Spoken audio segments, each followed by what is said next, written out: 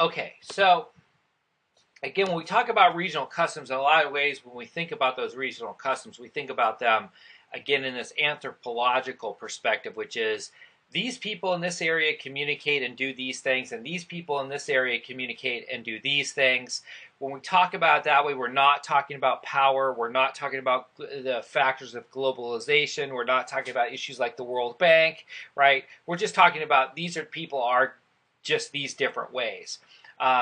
We need to understand those differences to be able to say, okay, there's there are these different people and they function in these different ways, right? But that doesn't get us anywhere when we're thinking about ideas of social justice and power and discrimination and inequality and those types of elements that that influence the how we engage with different cultures. So how we actually can engage in intercultural communication. But it's still important to understand all of these differences with the groups. Now, in the next presentation, we go a little bit more focused in the notion of power and how power then influences and affects communication and the, let's say, the significance of it on, when we're talking about different cultures and communication with relationship to those different cultures. But we'll talk about this in the sense of an anthropological way. So people from Hong Kong celebrate Mid-Autumn Festival with homemade or bought paper lanterns.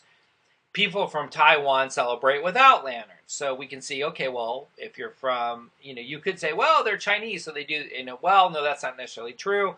Certain different regions of China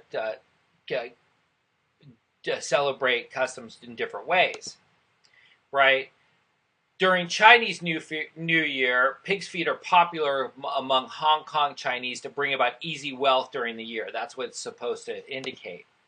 But among Taiwanese, pig's feet are served with noodles to symbolize longevity at birthdays instead of Chinese New Year. So we can see that there are these regional customs that people do in there, and they have different symbolic meaning with respect to these different regions.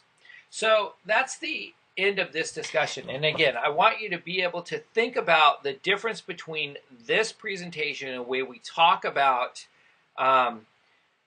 these different cultures and the way we talk about the next presentation and the different cultures we're talking about there.